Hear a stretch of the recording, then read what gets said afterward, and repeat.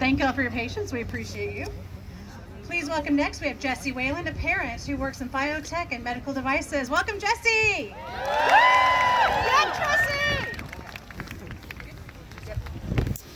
Yes, thank you. Yes, all right. Hello, everybody. As introduced, I am Jessie. While I may not have all the fun letters after my name as others who have spoken before me and will after me, I have years of hands-on industry work. I've been working in the biotech industry and now medical devices around Boston for the last 8 years. I have touched many levels of vaccine research through my career so far. At my first job, I ended up training new people from all different backgrounds. Now I get to watch those people. For some, my training was their first introduction to science-related work, flourish and improve our industry even further. We joked about lab kids sometimes, but now seeing them grow beyond that truly does make me feel like a proud parent. But I did not come here to gush about my lab kids from many years ago, as great as they are. I came here to speak about how Robert F. Kennedy Jr. puts the future of all of my work in the work of those I've worked with, from DNA sequencing for researchers to the thousands of leaders and buffers and medias I've made for testing, to manufacturing safe vaccines in dire jeopardy. His views on vaccines and human health are dangerous and not backed by any type of education in the field, never mind real science. He did not start in the medical field, nor did he end up there based on merit. Just a few years ago, he started the anti-vax organization, Children's Health Defense. That was his first experience in anything loosely related to the medical field. He's crazy. His true start was in law, which eventually led to environmental law. He truly seemed to care about the planet for a time in the 80s and 90s when he did good work for the Hudson River Valley. It is how we got to the man he is today that continues to baffle me. A staunch conspiracy theorist, he holds that he has never been anti-vax or spread misinformation.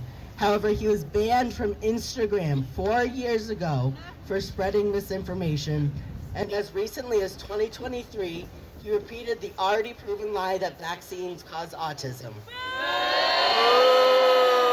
Even if they did, which to be very clear, they do not, what is wrong with autism? What is scarier about that than death?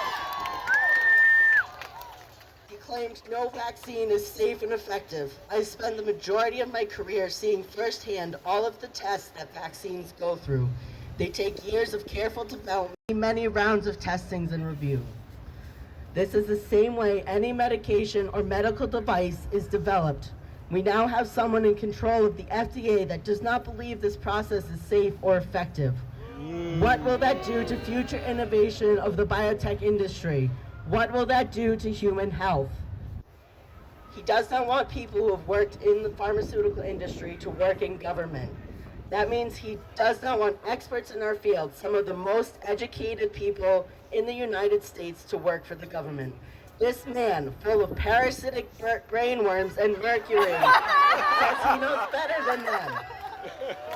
And he has the power to remove and replace the experts already on the vaccine committee. He could, without breaking any promises he made during confirmation, destroy this vital public health resource. He is not fit to lead the Health and Human Services. He is a disgrace to the Kennedy name and a disgrace to Massachusetts.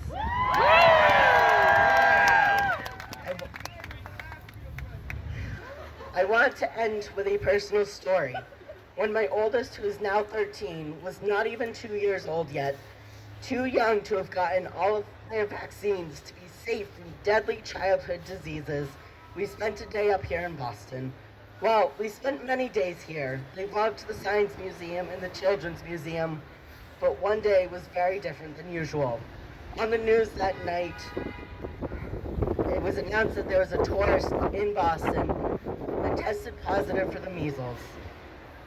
And then they listed the places that that tourist had been, and they matched all of the places we had been that day.